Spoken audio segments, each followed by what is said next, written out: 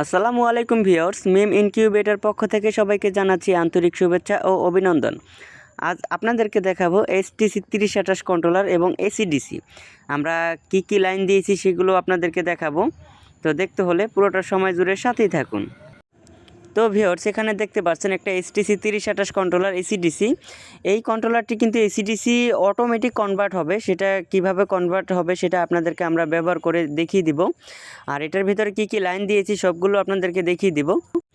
আপনারা দেখতেই পাচ্ছেন এখানে কিন্তু সবগুলো লাইন আমরা এখানে দিয়ে দিয়েছি। তো এইখানে দেখতে পাচ্ছেন এখানে হচ্ছে ফ্যানের লাইন, তারপরে রয়েছে এসি যে বাল্বটা আছে এসি বাল্বের লাইন এখানে রয়েছে, তারপরে হচ্ছে ডিসি বাল্বের লাইন দেখতে পাচ্ছেন। তারপরে যেটা দেখতে পাচ্ছেন সাদা রঙের, এটা হচ্ছে আপনার হিউমিডিফায়ারের লাইন। তারপরে হচ্ছে আপনার এসি একটা টুবিন প্লাগ, তারপর হচ্ছে ডিসি ব্যাটারি ক্লিপ, আর এটা হচ্ছে আপনার সেন্সর। তো দেখতেই পাচ্ছেন এখানে কিন্তু সবগুলো লাইন আমরা দিয়ে দিয়েছি। তাও আবার এটা কিন্তু অটোমেটিক কিন্তু কনভার্ট হবে, সেগুলো আমরা আপনাদেরকে দেখাবো। তো এখন এটা আপনাদেরকে কিন্তু আমরা লাইন দিয়ে সমস্ত কিছু বিস্তারিত এটা দেখিয়ে দিব। তো চলুন এটা আমরা প্রথমে একটু লাইন দিয়ে নিই।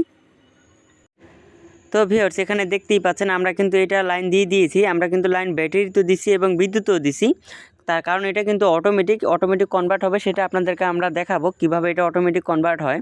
তো এখানে দেখতে পাচ্ছেন এখানে কিন্তু এখন বর্তমান বিদ্যুৎ আছে, তো সেই কারণে এটা কিন্তু এখন বিদ্যুতের বাল্বটা জ্বলে উঠছে আর ফ্যান চালু হয়েছে। আর এখানে দেখতে পাচ্ছেন হিউমিডিফায়ার চলতেছে, এখানে দেখতে পাচ্ছেন হিউমিডিফায়ার এখানে কিন্তু চালু হয়েছে। এখন কিন্তু ব্যাটারি থেকে কোনো লাইন আসে নাই, তার কারণ হচ্ছে এখন কিন্তু বিদ্যুৎ আছে। যদি বিদ্যুৎ থাকে তাহলে আপনার কোনো ব্যাটারির কোনো চার্জ খরচ হবে না। তো এখন আপনাদের সামনে আমরা যদি মনে করেন যে বিদ্যুতের প্লাগটা খুলে ফেলি, অর্থাৎ মনে করেন যে আপনার বাসার বিদ্যুৎ চলে গেছে, তো দেখতে পাচ্ছেন আমরা কিন্তু বিদ্যুতের প্লাগটা খুলে ফেলেছি। তো দেখতে পাচ্ছেন মেশিন কিন্তু বন্ধ হয় না, অটোমেটিকভাবে আপনার কারেন্টের বাল্বটা বিদ্যুতের বাল্বটা বন্ধ হয়ে ডিসির যে বাল্ব আছে ডিসির বাল্ব কিন্তু এটা অটোমেটিক চালু হয়ে গেছে, দেখতেই পাচ্ছেন। তো এখন আপনাদের সামনে আমরা কিন্তু আবার এটা বিদ্যুতের লাইনটা দিয়ে দিয়েছি।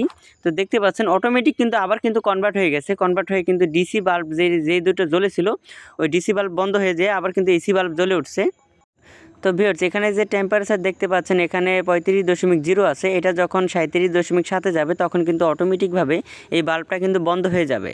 আবার যখন 37.2 আসবে তখন কিন্তু এই বাল্বটা কিন্তু আবার চালু হয়ে যাবে।